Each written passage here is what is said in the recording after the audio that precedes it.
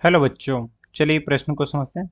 एक रेडियोधर्मी नमूने S1 जिसकी सक्रियता है 5 माइक्रोक्यूरी है में नाभिकों की संख्या एक दूसरे रेडियोधर्मी नमूने S2 जिसकी सक्रियता 10 माइक्रोक्यूरी है से दोगुनी है। S1 तथा S2 की अर्धायु हो सकती है क्रमशः 20 वर्ष तथा 5 वर्ष, क्रमशः 20 वर्ष तथा 10 वर्ष, दोनों की 10 वर्ष, दोनों की 5 वर्ष। हमें बताना है कि दोनों की अर्धायु कितनी हो सकती है। मुख्य अवधारणा में हम देख सकते हैं कि किसी रेडियोएक्टिव पदार्थ की सक्रियता को प्रदर्शित कर सकते हैं R बराबर लेमडा गुणा n, जहाँ लेमडा उस रेडियोएक्टिव पदार्थ का क्षय नियतांक है तथा R उसकी सक्रियता है तथा n परमाणुओं की संख्या है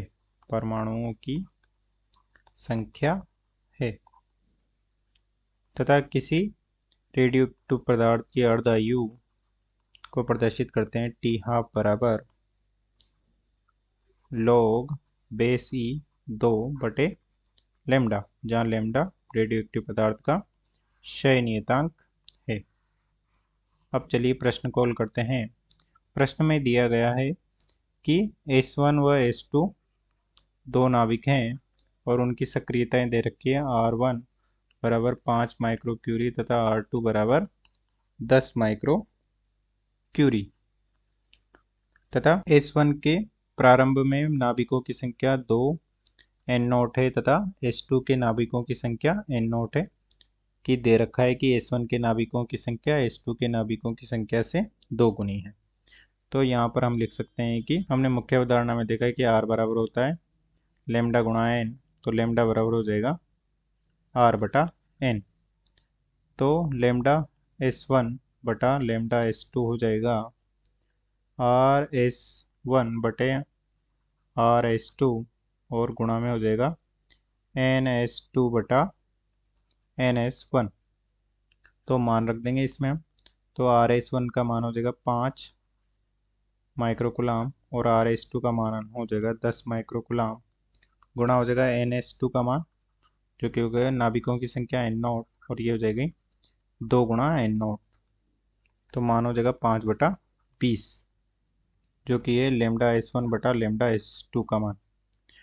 और लेमडा S अर्धायु से हम लिख सकते हैं टी हाफ बराबर log बेस ई 2 बटा लेमडा।